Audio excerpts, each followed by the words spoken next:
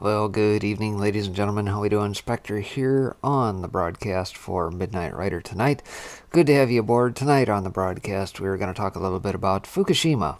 If you had not paid attention here, we just crossed a milestone here back on the 11th, and that was the 10-year anniversary of the tsunami and earthquake and all that took place back on March 11th, 2011.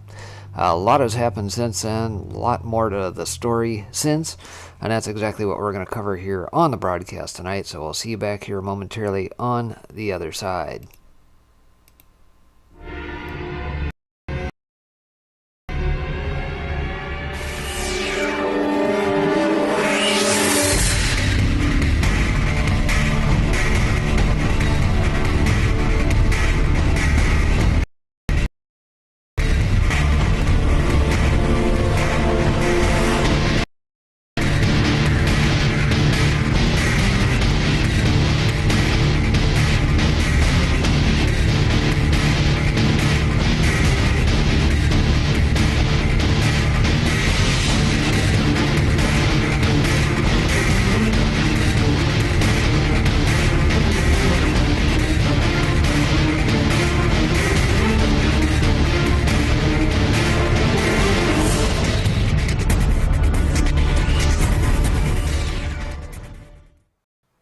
Warning: these social media platforms may be hazardous to your health.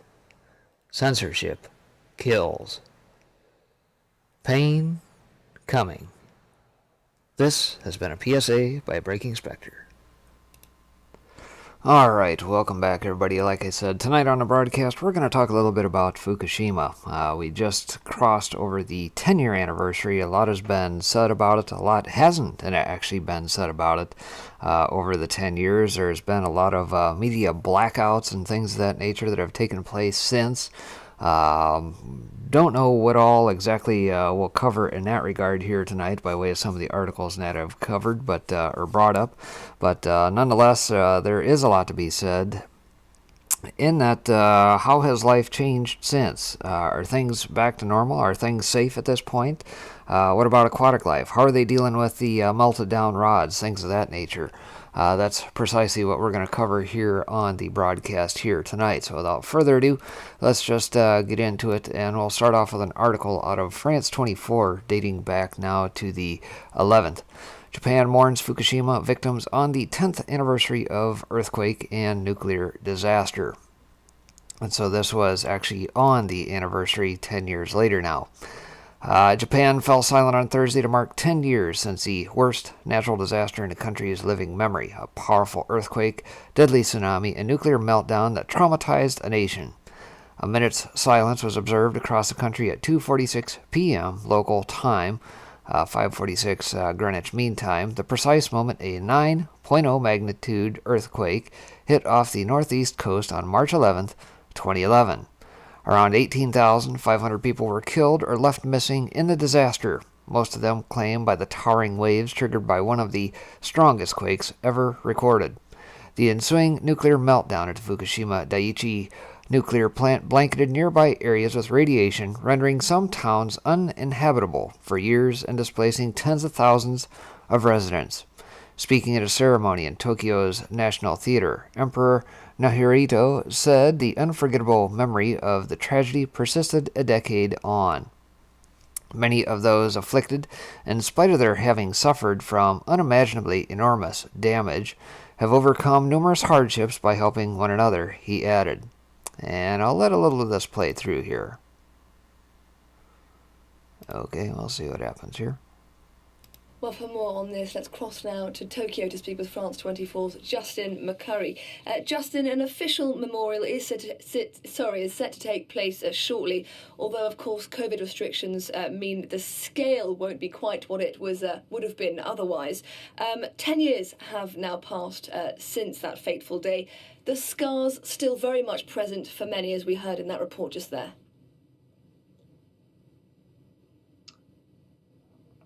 Yes, that's right. If you go to that region of northeast Japan, where the tsunami, as you said in your introduction, destroyed entire towns and villages, killed more than 18,000 people.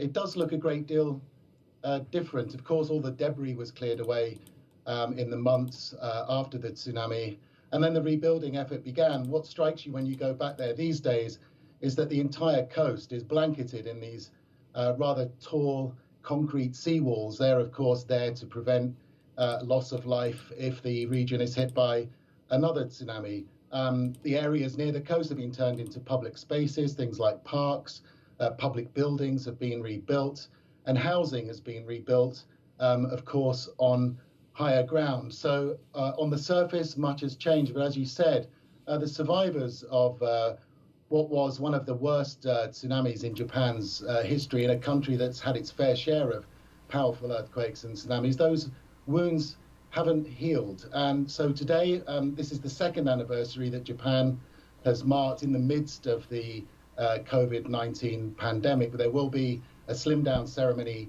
in Tokyo. There have been gatherings in the Tohoku northeastern region itself already today. But I think what will happen today is a lot of people will have quiet, perhaps family get-togethers, and just give themselves a moment to reflect and an opportunity to remember all those people, friends, colleagues, and of course close relatives who died exactly 10 years ago today. All right, we'll break from that there. Obviously, there's a couple, 2-3 minutes more on this, but nonetheless, we get the idea. The annual memorial event was held before a smaller audience than usual, with the capital and nearby areas currently under a virus state of emergency. Prime Minister Yoshihide Suga said the challenges faced by survivors had been compounded by the pandemic and natural disasters, including a recent strong quake in a region classified as an aftershock of the 2011 tremor. But he said Japan had always overcome every crisis with courage and hope. Private and public commemorations were seen across Japan as bereaved local residents laid flowers at graves and placed letters to missing family members into the sea. As the sun rose in Fukushima Prefecture, Hisanahoma, 78-year-old Toshio Komaki walked along a giant seawall built after the tsunami and offered a prayer.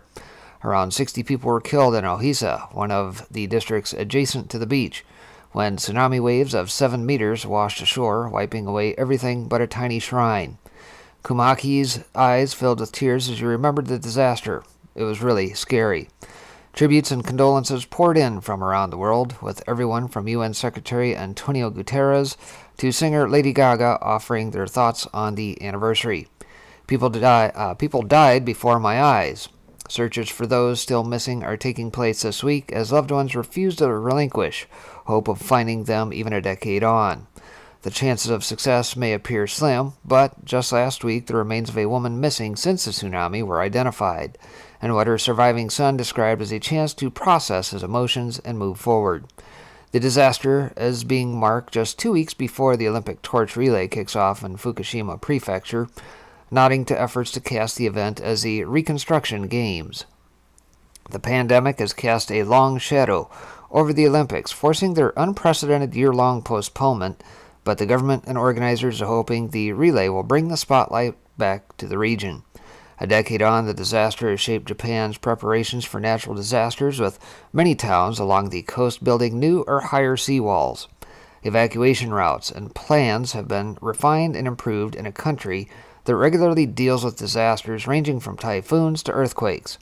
Naota Ganbi in Miyagi's Sendai City speaks often at events about disaster prevention, sharing the experience of the tsunami, but he usually marks the anniversary privately.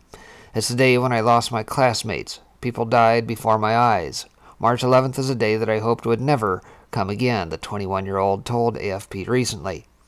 But this year, he has decided to participate in an event on the anniversary, hoping it will help him with the ongoing work of processing the trauma he experienced.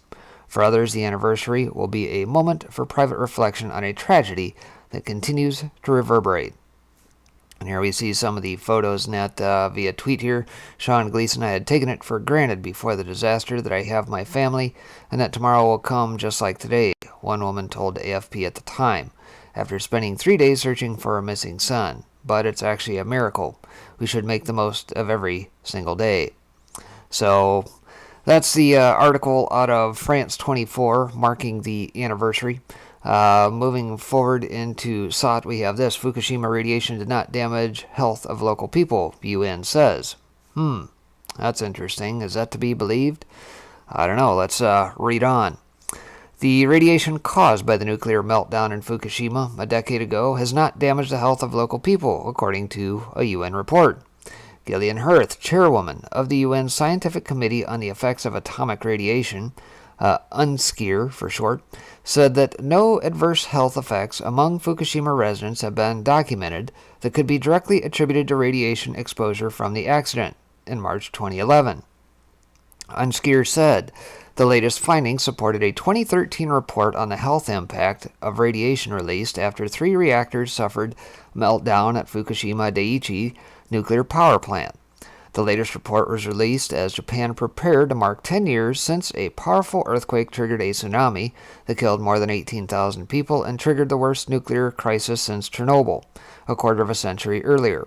The incident forced the evacuation of about 160,000 people, many of whom have not returned to their homes 10 years later. Concern over the potential health effects of the accident rose after reports of a high incidence of thyroid cancer in children living in Fukushima Prefecture at the time of the disaster. UNSCEAR and other experts have attributed the higher rates to the use of highly sensitive ultrasound equipment and the large number of children who have been examined. Really? The first round of tests, conducted between 2011 and 2015, identified 116 cases of actual or suspected thyroid cancer among more than 300,000 people aged 18, UNSCEAR said. On the balance of available evidence, the large increase in the number of thyroid cancers detected among exposed children is not the result of radiation exposure. Rather, they are the result of ultrasensitive screening procedures that have revealed the prevalence of thyroid abnormalities in the population, not previously detected. Jerry Thomas, director of the Chernobyl Tissue Banks and chair of molecular pathology at Imperial College London, said she was not surprised that UNSCEAR and other bodies had ruled out a link between the thyroid cancer cases and radiation from Fukushima. The thyroid radiation doses post-Fukushima were about 100 times lower than after Chernobyl due to a number of factors. All the evidence we have on levels of exposure and the data from the health screening program in Fukushima suggests that it was very unlikely that we'll see any increase in thyroid cancer in these children, who are now adolescents and young adults. But in a report released to coincide with the 10th anniversary of the triple disaster, Greenpeace Japan warned that large areas near the plant where evacuation orders have been lifted in recent years had still not been properly decontaminated, leaving returning residents exposed to potentially harmful levels of radiation for decades. Sean Burney, senior nuclear specialist at Greenpeace East Asia, responded, "Successive governments during the last 10 years have attempted to perpetrate a myth about the nuclear disaster. They have sought to deceive the Japanese people by misrepresenting the effectiveness of the decontamination program and ignoring radiological risks." Interesting. And here's a comment from the Greenpeace report from Fukushima Daiichi 2011 to 2021. Section 11 states, as in previous years, results of the November 2020 survey in the lifted evacuation areas of Litat and Nami, radiation levels in areas determined by the Japanese government to be safe for return remain too high for normal life to be considered possible without increased health risks to returning citizens.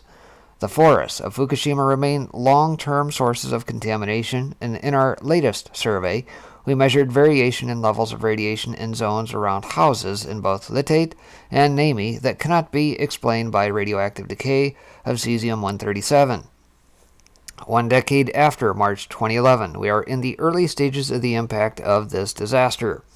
The communication of the people of Japan and the wider world is that decontamination has been effective, completed, and that radiation levels are safe. This is clearly false. 716 square kilometers of the 7 municipalities that make up the special decontamination area have not had any decontamination efforts applied. Only 123 square kilometers, or 15%, of the SDA was actually subject to any decontamination. Where decontamination has been applied, it has reduced radiation levels, but not consistently and with wide variations. The government of Japan is on a mission to erase from public memory the triple reactor meltdown and radioactive contamination of a large part of Japan. Very interesting. So, obviously, a lot still playing out there. A lot of, in my opinion, hide and seek, if you will. Because if you follow this story for any length of time over the years, you'll definitely know that there had been some level of cover-up of what actually transpired. I've followed it now, caught articles periodically over the last 5, 6, 7 years to some level and degree. And I can't remember the guy's name, the white-haired guy that always used to see on TV periodically state these things as well. Maybe you guys in chat know who I'm talking about. But obviously, again, this highlighting the fact that some information certainly is not making its way out to the public. All right, well, that being said, off to the next article. Natural News had this, says Japan and TEPCO claim radioactive Fukushima water can be, quote-unquote, safely dumped in the Pacific Ocean. And this dating back now to the 9th of March.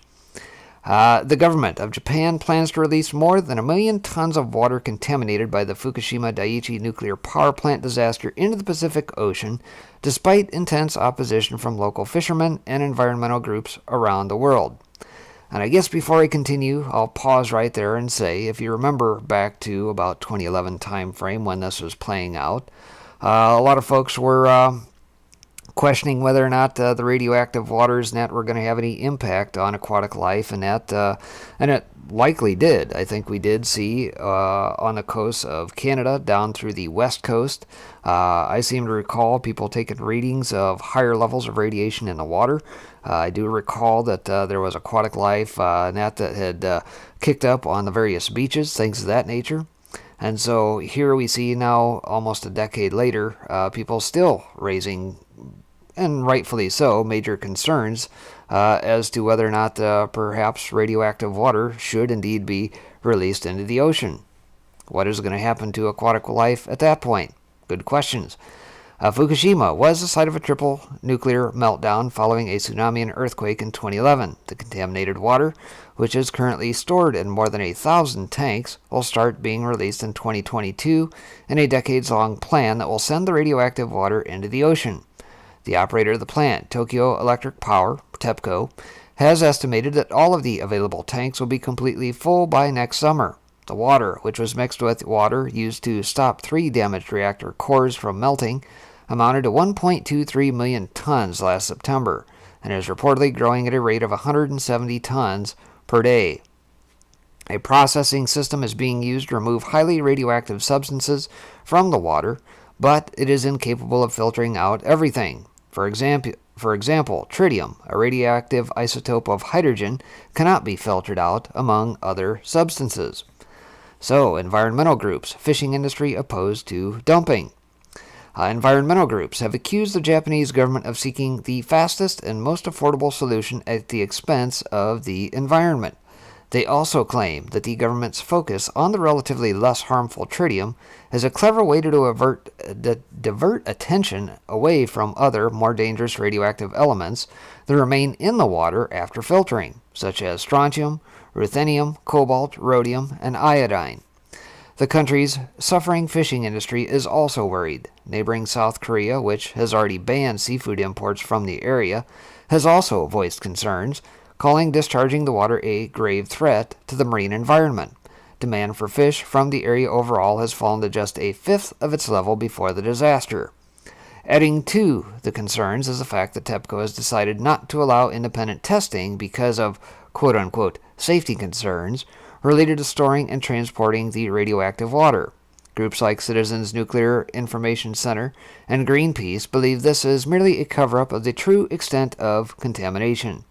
CNIC co-director Hideyuki Ban said there would need to be lots of checks because there is a lot of water, but right now it looks very much to be to the outside world that they are trying to cover something up, as they have a long history of doing.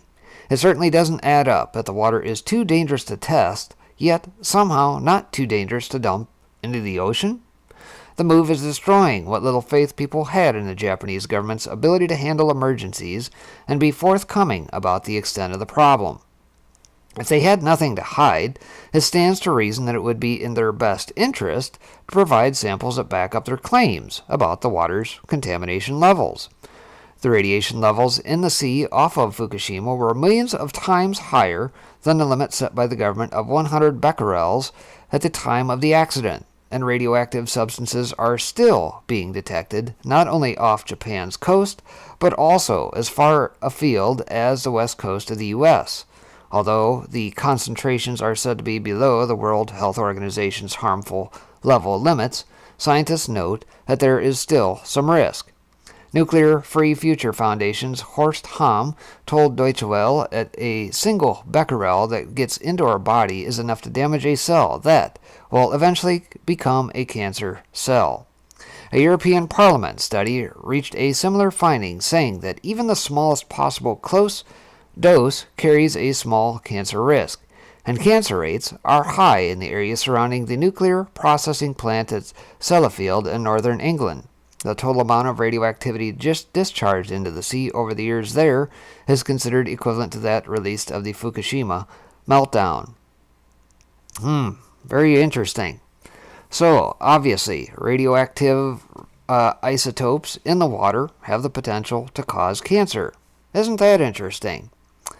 Well, and I guess I'll quickly digress before jumping into the next article.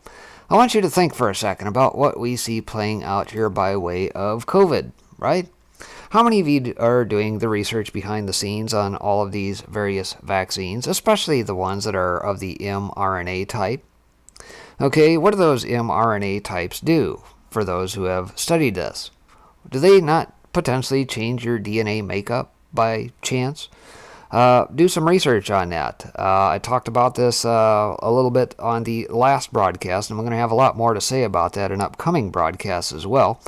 But one of the things that I just came across, and we'll cover in an upcoming broadcast as well, is that these mRNA vaccines magically happen to turn off the stuff that prohibits your cell's ability to actually go after cancer cells. Wasn't that very convenient? So, go get the jab, allow yourself to get back into society so that you can partake in flying and everything else. But hey, if you mess with your DNA by chance, and you just happen to, ingest fake food or radioactive food or whatever, and you get cancer, well, then your body no longer has the ability to fight it off. How very convenient, don't you think? So again, I'm going to have a little bit more to say about that in upcoming broadcasts. Stay tuned in that regard. Alright, back over to natural news. Fish off the coast of Fukushima show high concentrations of radioactive cesium. So here we go. For the first time since 2019, fish contaminated with high levels of radioactive cesium have been caught off the coast of the Fukushima prefecture in Japan on February 22nd, according to the local public broadcaster NHK. Laboratory tests revealed that black rockfish, caught at a depth of 24 meters, nearly 8.8 kilometers off the coastal town of Shinchi, were contaminated with up to 500 becquerels of radioactive cesium per kilogram. The permitted standard level is 100 becquerels of radioactive cesium per kilogram, so basically about 5 times the allowable limit. Fishermen in affected coastal towns have since suspended fishing for the species, citing potential health issues. In addition, the Fukushima Prefectural Federation of Fisheries Cooperative Associations has also halted the distribution of black rockfish until local authorities can declare it safe to do so. On February 19th, Tokyo Electric Power Company, TEPCO, said cooling water levels have fallen in 2 reactors at the Fukushima Daiichi nuclear power plant since a powerful earthquake hit the area over the weekend. And I'm going to touch upon that here in some later articles. The earthquake might have caused damage to the plant and caused water to leak. In 2011, an earthquake had damaged the plant's cooling system, causing 3 reactor cores to melt. Moreover, nuclear fuel fell to the bottom of the contaminated vessels Since then, cooling water in the plant has been escaping from the damaged vessels into the basements of the buildings holding the reactors. To make up for the loss, operators had tried to pump more cooling water into the reactors to cool the fuel. But the recent decline in cooling water levels would suggest that more water is leaking out than before. A spokesman with TEPCO said the operator will monitor water and temperature levels at the bottom of the containment vessels. Local officials could use information from the surveillance to determine whether the leakage from the plant led to the irradiation of black rockfish in Fukushima. Not the first time Japan has seen irradiated fish. The Fukushima plant was disabled after the 2011 disaster, but the leakage from the plant led to roughly 320,000 gallons of radioactive water. This water is set to be released into the ocean based on the recommendation of the government's advisory panel. Since the plant was disabled, that water was used to cool the damaged reactors to prevent meltdowns. Officials had it stored in large tanks, but those are expected to be full by 2022, as we just covered.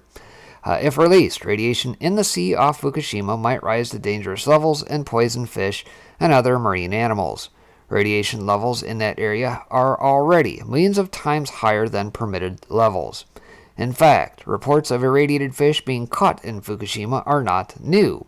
In October 2019, the Fukushima Prefectural Federation of Fisheries Cooperative Associations also voluntarily suspended seafood shipments after white perch were found to contain 53 becquerels of radioactive cesium per kilogram. The permitted level is only 50 becquerels of radioactive cesium per kilogram of white perch. And in 2012, researchers from Stanford University in California and the State University of New York at Stony Brook found that tuna caught off the coast of San Diego carried radioactive cesium. They studied the element to understand the origin and timing of the tuna's migration across the Pacific Ocean. They traced the contamination to the Fukushima Daiichi power plant disaster. The levels of radioactive cesium in the fish were not considered a threat to human health, but the study shows the extent of the impact of the disaster. And with the Japanese government poised to release the radioactive water from the plant into the sea, experts might soon be faced with more irradiated tuna and other marine animals. And of course, if you need more information, I'm going to bring this up real quick. If you wish to do a little bit more study, you can go to Fukushima.news and go back through some old articles and that over the years pertaining to the disaster. All right, that being said, over to Sputnik. 10 years after freak tsunami caused Fukushima disaster, why is Japan sticking with nuclear energy? And that's a good question. You know, given the meltdowns net that we've had, we had the 10-mile island or 3-mile island, whichever one here stateside. We had obviously Chernobyl, and now we've also had Fukushima.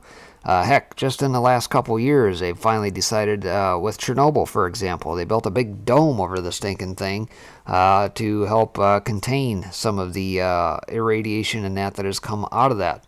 And so my guess is that they'll probably have to do some similar measures here, albeit it's going to be a little bit more difficult, obviously, with it being on the water. So again, the question is, why are folks still sticking with nuclear energy at this point? So at around 2:46 p.m. local time on March 11, 2011, an earthquake measuring 9.0 on the Richter scale strikes off the east coast of the main Japanese island, Honshu. A tsunami up to 40 meters tall then slammed into the northeast coast, killing 16,000 people and threatening a major nuclear disaster. This week, Japan marks the 10th anniversary of one of the most traumatic events in its history, the Tohoku tsunami, which devastated a huge swath of eastern Japan. 3 nuclear reactors at Fukushima Daiichi Power Station melted down, in the worst disaster of its kind since Chernobyl in 1986. In the immediate aftermath of the incident, the Japanese government reacted to the scare by announcing plans to phase out nuclear power. And here Marcus highlights, as I can't believe it's been nearly a decade since the Tohoku quake, tsunami, and the Fukushima nuclear disaster. It still feels surreal to this day. It also changed my perspective on a lot of different things. Japan itself, nuclear power, well, many things. But Japan is a nation which is well used to earthquakes, and the word tsunami itself is Japanese in origin, translating as harbor wave. So What went wrong? Dr. Jonathan Cobb, Senior Communications Manager for the World Nuclear Association, explained. The Japanese nuclear industry was aware of the risks. Reactors in Japan had been designed to be resistant to the earthquakes that happened in the region. Where the preparation failed at the Fukushima plants was in underestimating the scale of the tsunami.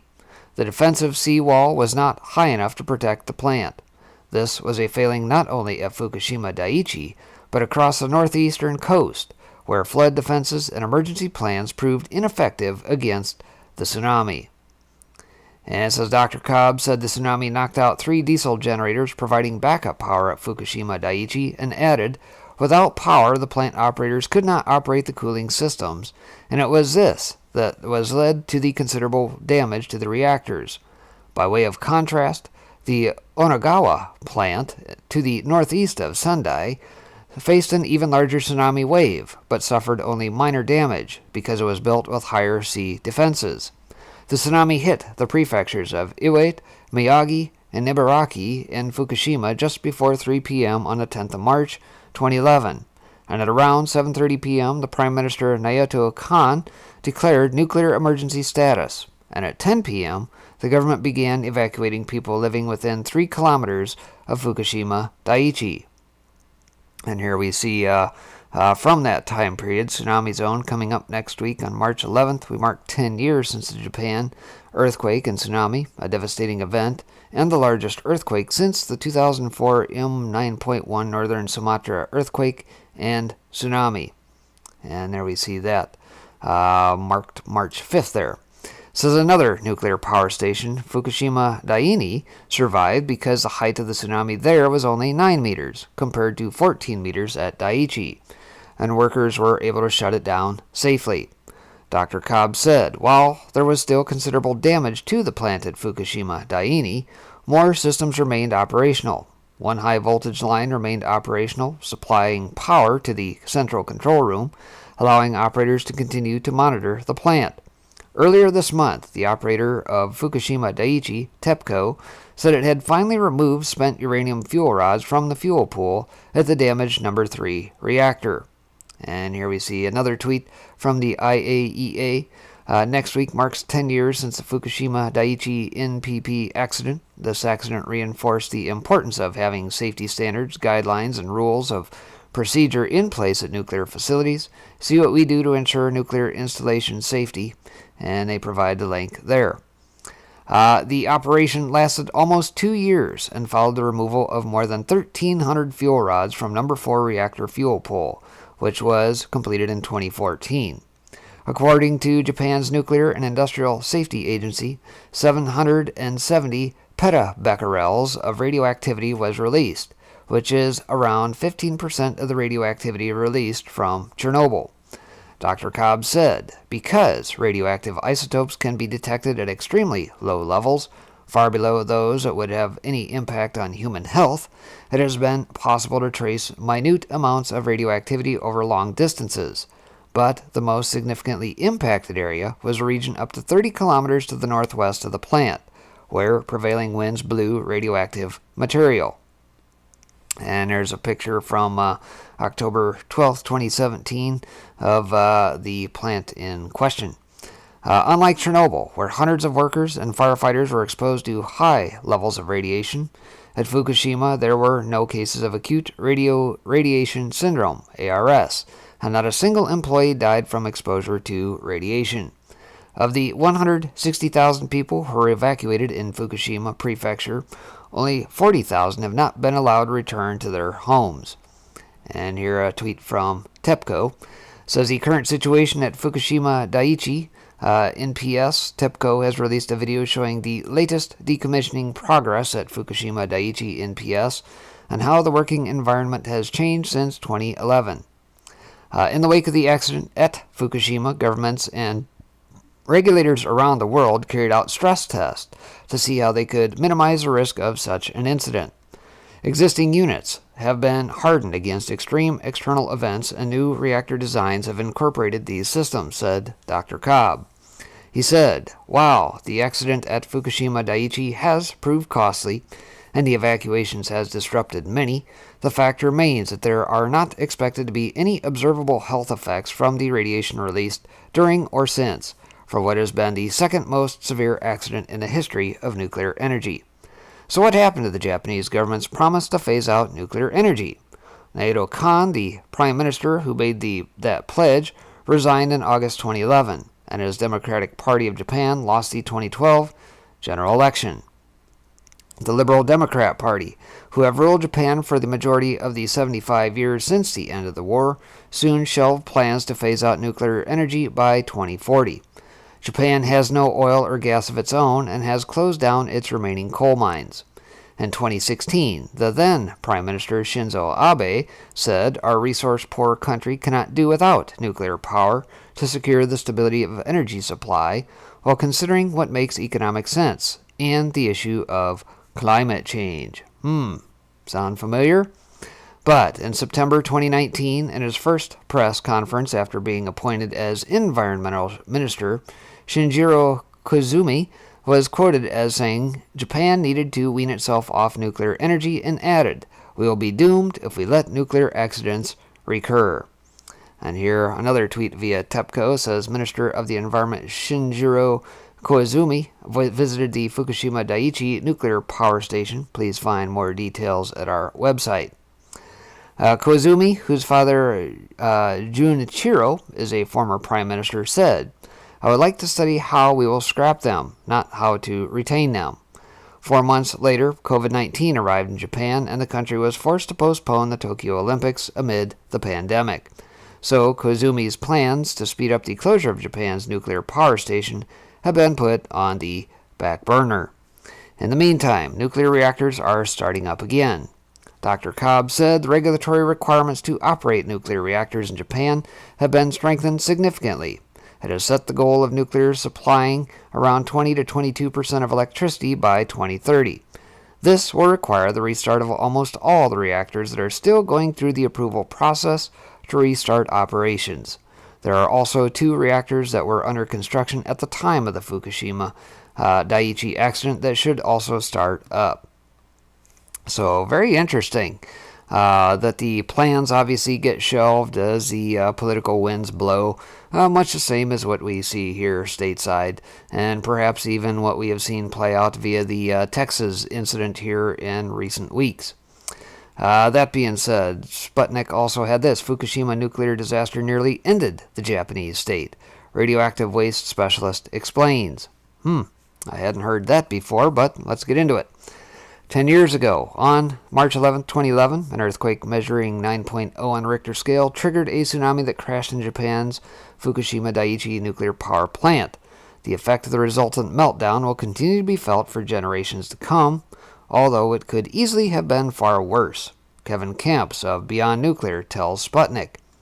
Kevin Camps served as a radioactive waste specialist at the Nuclear Information and Resource Service in the U.S. for 8 years and has worked with the nonprofit organization Beyond Nuclear since 2007. On the 10th anniversary of the Fukushima Daiichi nuclear power disaster, Camps explains the long-term consequences of the plant's meltdown, noting admissions by the Japanese government that the country barely avoided an evacuation of 30 to 50 million people. Can you imagine if something like that would have had to have transpired? Just what a massive migration attempt that would have been to try and pull something like that off by air, land, sea, water, or whatever? Holy moly. Sputnik, what exactly is it that happened at Fukushima, Japan 10 years ago? Kevin says what happened at the Fukushima, Japan 10 years ago on March 11th was one of the very worst nuclear power catastrophes in history that was caused when a 9.0 earthquake generated a 45-foot tall tsunami that slammed into the 6-reactor complex. Long story short, over the course of the next several days, 3 of the reactors melted down. They had been operating on March 11th, and they were not able to cool them because the earthquake had destroyed the electric grid, which was the primary source of electricity to run safety and cooling systems. And the tsunami wave had destroyed the emergency backup diesel generators as well as the seaside cooling water pumps. So there was no ability to cool the reactors, and they melted down. Fortunately, the other 3 reactors on site were not operating that day, or that would have likely led to 6 meltdowns. And also, luckily, just south by 11 kilometers, there's another nuclear power plant called Fukushima Daiichi. Daiichi means number 1, Daini means number 2. And here we see the wave embarking at that particular time. It says, and there were 4 operating reactors at Fukushima Daiichi that day. The tsunami was actually bigger there, if you can believe that. And the only reason those 4 reactors did not melt down was a single off-site power line that survived the earthquake and kept the safety and cooling systems operating, or that would have doubled, or worse, what we would have experienced in the last 10 years. A big question is, why did this happen? The Japanese parliament did an investigation. It took them a year to complete it. Their conclusion was that it was the collusion between Tokyo Electric Power Company, the nuclear power industry, and Japanese nuclear safety regulators and government officials that left Fukushima Daiichi nuclear power plant so very vulnerable to this. A 1-2 punch natural disaster that hit it. And that was the root cause, the collusion. Sputnik says, in what sense was collusion between the state and the nuclear industry responsible for the disaster? Kevin's response, according to the Japanese parliamentary report, Tokyo Electric Power Company and the Japanese national government, specifically its Nuclear Safety Regulatory Agency, had plenty of warnings that a large-scale earthquake and even a tall tsunami could hit that plant, and other nuclear plants across Japan for that matter, yet way too little was done about it. They just hoped it would never happen, but it did. The seawall they had built was woefully inadequate, for example. It was easily overtopped by the tsunami. All the mistakes that led up to the catastrophic consequences had to do with this collusion. Wink wink, nod nod between industry lobbyists and executives, safety regulators at all levels, government officials at all levels, shortcuts on safety and security to save money, that is, boost profits, which pay astronomical executive salaries, even handsome take-home pay for nuclear industry workers, kickbacks to local municipalities, revolving doors between industry and government.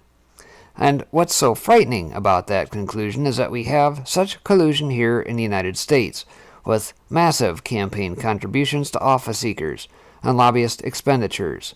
The media even gets hoodwinked in all this, both in Japan and in the U.S. In Japan, they call this the nuclear village. Perhaps in the U.S. we'd call it the military, industrial, governmental, academic, media, nuclear power complex. And so this is the actual interview here, but I'm going to continue reading through this. I'll drop the link out there if you guys wish to check this out. It says, we in the U.S. also have a couple, 3 dozen identical or similar nuclear power plants in design. These are General Electric boiling water reactors of the Mark I or Mark II design, the biggest in the world, for example, just south of Detroit by 25 miles, called Fermi Unit 2. So, I've described what happened and the consequences of what happened, were one of the largest releases of hazardous ionizing radioactivity in the environment that has ever occurred, into the ocean, into the air. Japan was hit hard with contamination. The rest of the Pacific Basin was hit hard with contamination, including the west coast of North America, and the health implications of that. The genetic implications of that will unfold for a very long time to come, because these radioactive isotopes, which are hazardous cesium and strontium, for example, have at least a 300-year hazardous persistence. Tritium, 123 years at least. Plutonium, 240,000 years. So, in a sense, nuclear power disasters have beginnings, but they don't really have endings when you're talking about centuries or millennia or hundreds of thousands of years of hazard unleashed into the environment. Sputnik, could this be considered a freak accident, one that's unlikely to be repeated? Unfortunately not. There have been now several major nuclear power reactor meltdown disasters. There we go, 3 Mile Island in Pennsylvania, USA in 1979. Chernobyl in Ukraine and the Soviet Union in 1986. So many close calls to reactor meltdowns. It's almost too many to enumerate, and there have been other nuclear power-related and nuclear weapons-related disasters over the decades. So, these are actually fairly predictable. And I have colleagues who now refuse to call these accidents because they are foreseeable. This is a calculated gamble that's being taken every day at some 400 plus atomic reactors across the world, with more planned. So these are not accidents. These are predictable. These are gambles. This is a high-risk technology.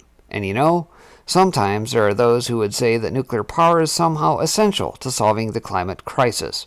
That's not true. And what's ironic is as extreme weather worsens, nuclear power will be ever more unsafe to operate, and we could well see a climate change-induced nuclear catastrophe. One example that comes to mind was a reactor in Nebraska, USA called Fort Calhoun, just in the weeks and months after Fukushima Daiichi began. There was a historic flood on the Missouri River, and the Fort Calhoun nuclear power plant was inundated. They had to take extraordinary measures to keep the floodwaters out of the reactor building, out of the radioactive waste storage areas.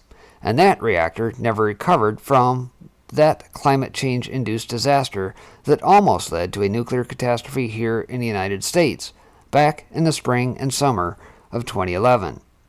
Sputnik, finally, how is it that nuclear waste safely managed and disposed of so that it no longer poses any danger? Kevin replies, says, well, it's not. We don't know what to do with it.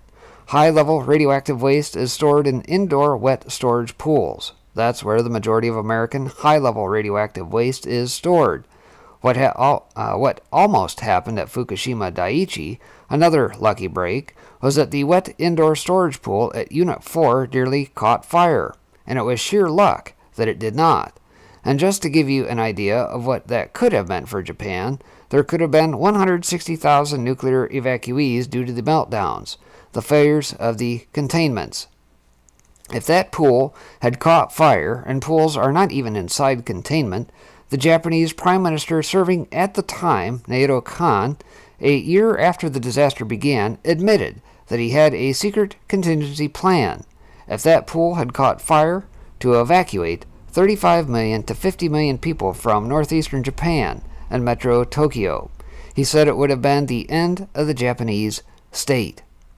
Here in the United States, where the majority of our high-level radioactive waste is still in this vulnerable indoor wet pool storage, our pools are much more densely packed than Fukushima Daiichi. Unit 4 was on March 11, 2011, so we don't have an answer. We do not have deep geological disposal repositories. Yucca Mountain, Nevada, has proven to be a failure. Besides, the western Shoshone Indians, Native Americans, did not consent, have violated their treaty rights to that site, but it also scientifically unsuitable. So we're right back where we began in 1942, when Enrico Fermi first split the atom, created the first high-level radioactive waste during the Manhattan Project race for the atomic bomb. We don't know what to do with the first cupful of high-level radioactive waste in this country. So there you have it, folks. Who knew that at the time there was such a contingency plan in place that if for some reason the pool's net would have caught fire, and perhaps any of the radioactive material would have become airborne, that they would have certainly had to try and move some 35 to 50 million people off of Japan, and perhaps today we wouldn't even be talking about the nation of Japan. Very, very interesting. All right, that being said, over to South China Morning Post says, how dangerous is Japan's Fukushima nuclear plant 10 years after meltdowns? So let's break this one down. Let's see. A decade ago, a massive tsunami crashed into the Fukushima Daiichi nuclear power plant. 3 of its reactors melted down. We know all that stuff. Let's continue on. Proper equipment has now replaced ragged plastic hoses held together with tape and an outdoor power switchboard infested by rats, which cause blackouts. Sounds real nice. A little baling wire, duct tape, a little WD-40. We should be good, right? Radiation levels have declined, allowing workers and visitors to wear regular clothes and surgical masks in most areas. But deep inside the plant, danger still lurks. Officials don't know exactly how long the cleanup will take, whether it will be successful, and what might become of the land where the plant sits. Journalists recently visited the plant to document progress in its cleanup on the 10th anniversary of the meltdowns and the challenges that lie ahead. So I'm going to let a little of this play through.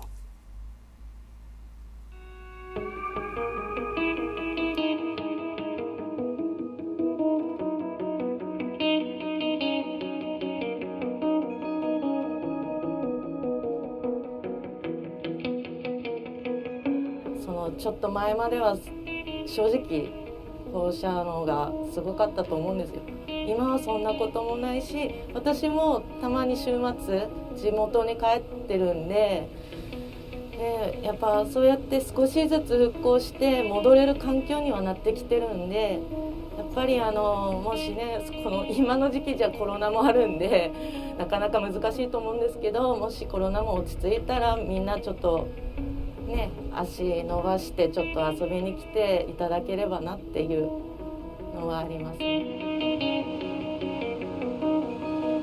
震災がなかったらもっと昔の友達と一緒にいれたっていうのもあるんですけど、この10年避難とかいろいろして新しい友達もできたので、そこはいいなって思うんですけど、やっぱり震災はない方がいいなっては思います。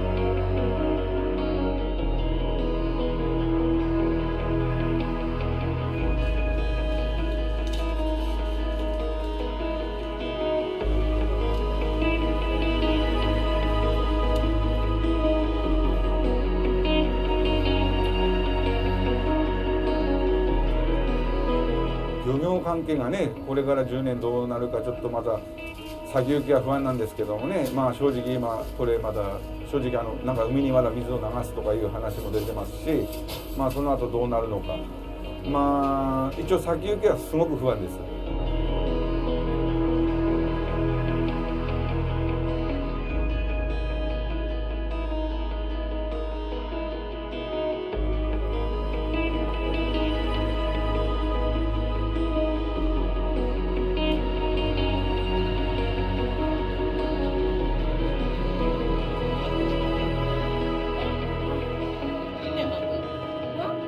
仕方なく戻ってしまったっていう方もたくさん聞いているところがあるので、やはり福島の中で子育てをしたり、生活をしていく中ではきちんと命を守られるなんていうんですか、制度というかことはされていないなっていうこと声を聞くので、やっぱりまだ戻れない状況だなって。子どもたちは、今中学校一番上が中学校1年生なんですけど、当時3歳できたんですよね。なのでこちらの生活が長くなってしまったので、私の子どもたちは戻るっていう感覚ではないだろうなっていうのが、現状ではありま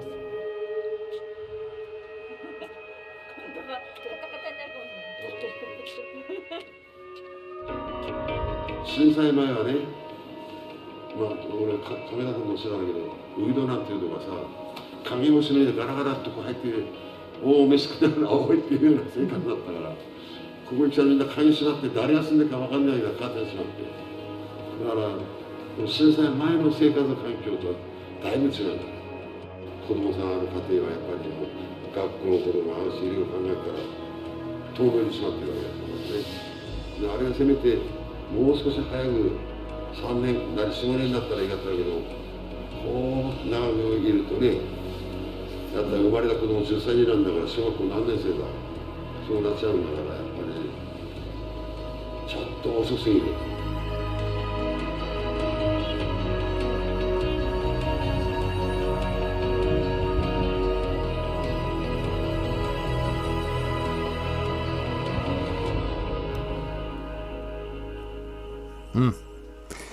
There you go, a little take from South China Morning Post there, their take on things. I hate hate seeing the guy talk about that there, how life used to be versus what it is today, obviously. Almost kind of reminds you of the FEMA trailers that they bring in after disasters, does it not? Perhaps maybe even leading into Agenda 21, Agenda 2030 type encampments, for that matter, almost as if it was planned to be that way. What happened 10 years ago? Well, after a magnitude 9.0 earthquake on March 11th, 2011, a tsunami 17 meters, 56 feet high, slammed into the coastal plant, destroying its power supply and cooling systems and causing meltdowns at 3 reactors. The plant's 3 other reactors were offline and survived, though a 4th building, along with 2 of the 3 melted reactors, had hydrogen explosions, spewing massive radiation and causing long-term contamination in the area. The plant's operator, TEPCO, said the tsunami couldn't have been anticipated, but reports from government and independent investigations and recent court decisions described the disaster at the plant as human-made and a result of safety negligence, lax oversight by regulators, and collusion. What's inside the melted reactors? Well, about 900 tons of melted nuclear fuel remain inside the 3 damaged reactors, and its removal is a daunting task that officials say will take 30 to 40 years. Critics say that's overly optimistic.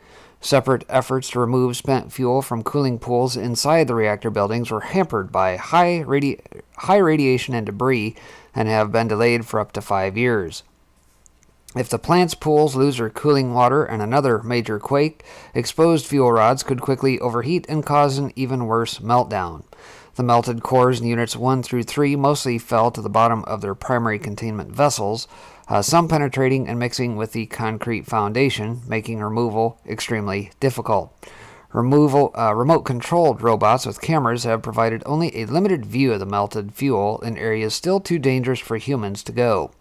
Plant Chief Akira Ono said the inability to see what's happening inside the reactors means that details about the melted fuel are still largely unknown. Are there underground leaks? Well, since the disaster, contaminated cooling water has constantly escaped from the damaged primary containment vessels into the reactor building basements, where it mixes with groundwater that seeps in. The water is pumped up and treated. Part is recycled as cooling water, with the remainder stored in 1,000 huge tanks crowding the plant. Early in the crisis, highly contaminated water that leaked from damaged basements and maintenance ditches escaped into the ocean, but the main leakage points have been closed, TEPCO said. Tons of contaminated sandbags used to block the leaks early in the disaster remain in 2 basements. Tiny amounts of radiation have continued to leak into the sea and elsewhere through underground passages, though the amount today is small and fish caught off the coast are safe to eat, scientists said. What will happen to the stored radioactive water? Well, the 1,000 tanks filled with treated but still radioactive water tower over workers and visitors at the plant. TEPCO said the tank's 1.37 million ton storage capacity will be full in 2022. A government panel's recommendation that the water be released into the sea is facing fierce opposition from local residents, especially fishermen concerned about further damage to the area's reputation. A decision on that recommendation is pending. TEPCO and government officials say tritium, which is not harmful in small amounts, cannot be removed from the water, but all other isotopes selected for treatment can be reduced to safe levels for release.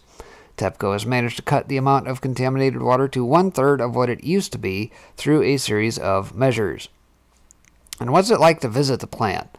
Well, the first thing visitors see is a stylish office building that holds the TEPCO decommissioning unit. In another building, plant workers, about 4,000 per day now, go through automated security checkpoints and radiation measurements. Because radiation levels have fallen significantly following decontamination, full protection gear is only needed in a few places in the plant, including in and around the melted reactor buildings. On a recent visit, journalists donned partial protective gear to tour a low radiation area: a helmet, double socks, cotton gloves, surgical masks, goggles, and a vest with a personal dosimeter. Full protection gear, which means hazmat suits, a full face mask, a head cover, triple socks, and double rubber gloves, was required at a shared storage pool where fuel relocation from the number 3 reactor pool was recently completed. So what's the end game? Well, a decade after the accident, Japan doesn't yet have a plan to dispose of the highly radioactive melted fuel. debris and waste at the plant. Technology also isn't advanced enough yet to manage the waste by reducing its toxicity. TEPCO said it needs to get rid of the water storage tanks to free up space at the plant so workers can build facilities that will be used to study and store melted fuel and other debris.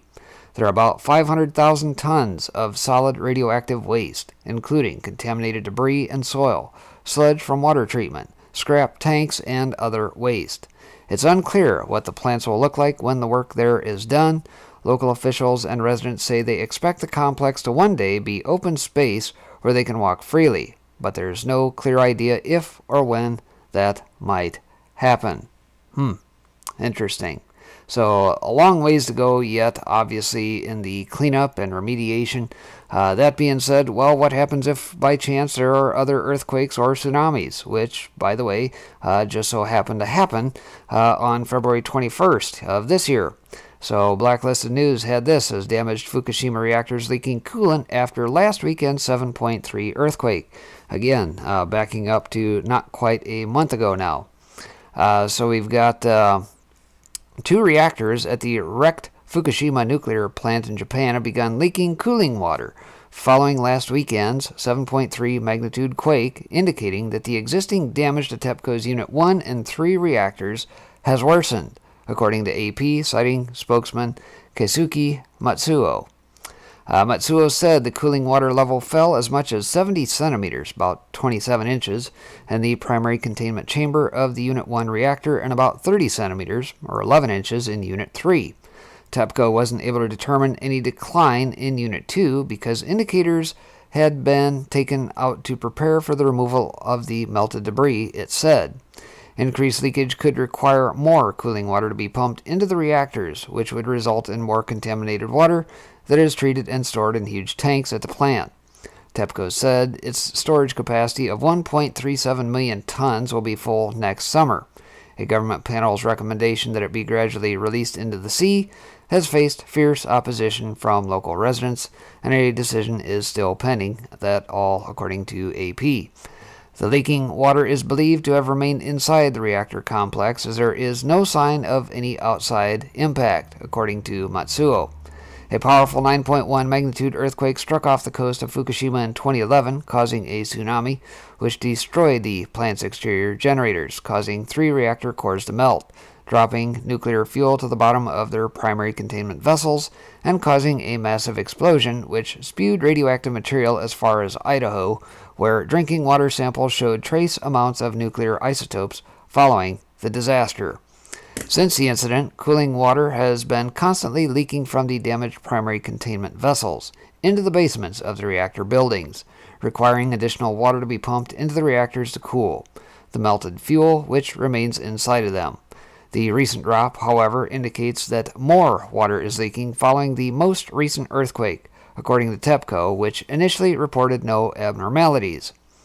On Friday, the Tokyo High Court held that the government as well as TEPCO are responsible for the 2011 nuclear disaster, ordering that both pay 280 million yen, or about $2.6 million in U.S., in compensation to over 40 plaintiffs, who were forced to evacuate Chiba, an outskirt of Tokyo.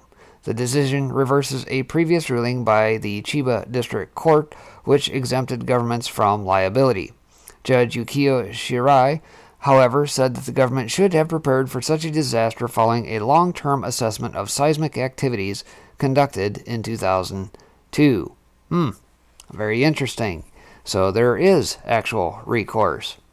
And perhaps there will be more based on the malfeasance and corruption and collusion that took place.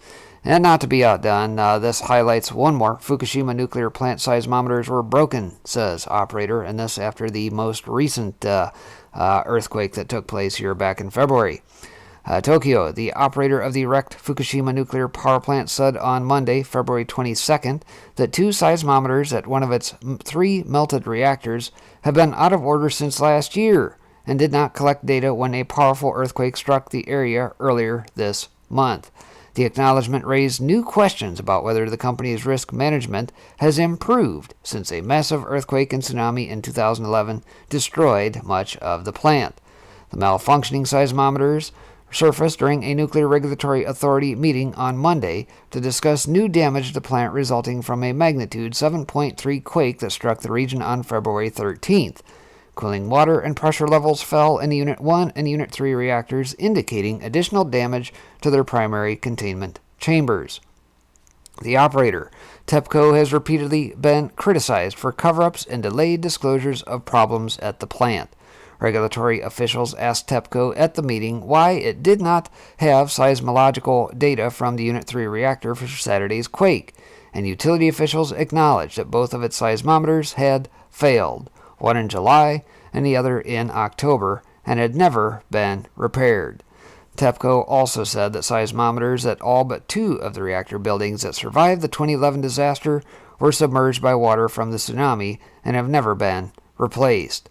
During Monday's meeting, regulatory officials said they were concerned about the declining water levels and the pressure in the Unit 1 and 3 primary containment chambers because of the possibility the quake had expanded the existing damage or opened new leakage paths, and urged the utility to closely check for any increased radiation levels in the groundwater surrounding the reactor buildings. TEPCO said no abnormality has been detected in water samples so far.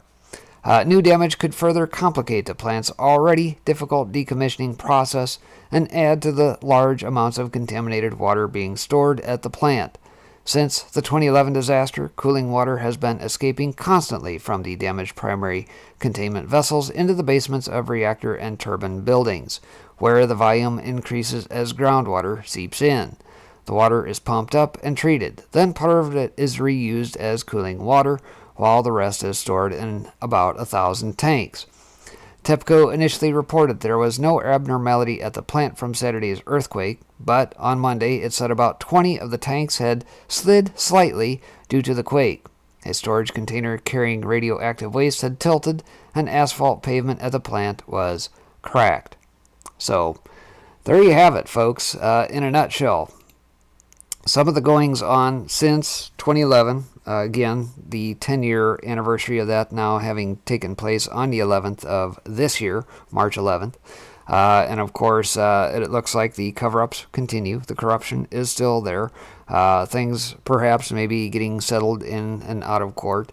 Perhaps there's going to be more of that to come. But obviously the fallout from it is going to be long in tooth, in that they have no real plan on how they're going to get rid of the contaminated water, sludge, everything else pertaining to it, the long-term health impacts on society, fish, aquatic life, you name it, all of it.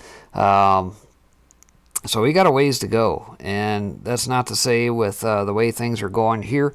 If you remember right here a couple broadcasts back, I was just talking about some major earthquakes and that we had down in New Zealand, as well as up in Iceland, which, by the way, quick update on that, has since up from 10,000 earthquakes at the time to more than 34,000 earthquakes in recent weeks. So the business is picking up, and if they think at the end of the day that nuclear is the solution to all of this, and that the earthquakes and that aren't going to play a part, and they think they're going to be able to design around this, they better think again, because eventually you're going to run out of places to store this stuff. And I think we're kind of already there. So, my opinion, it's time to release the Kraken. Let's get the Tesla generators out. Let's release the technology that we know can actually be beneficial to humanity. And let's get those out as opposed to the controlled mechanisms that we have in place today. The stretched and stressed systems in that we have for electricity distribution, all of that stuff. Get it gone. There's no need for it in this day and age. At the end of the day, you think back to the days of the 70s and 80s watching cartoons and Jetsons and things of that nature, and you wondered, man, you think we'd be in flying cars by now, but yet here we are stuck bound by 4 tires on the ground. So, in any case, that's what we got here for the broadcast here this evening. Appreciate you guys tuning in, as always, and thank you guys for tuning in over on the YouTube side, Twitch, DLive, and of course our friends over at Tiger Network. We'll be back here talking a little bit more about the COVID-related stuff here very, very soon, so stick around. We'll see you back here shortly. Take care. God bless, everybody.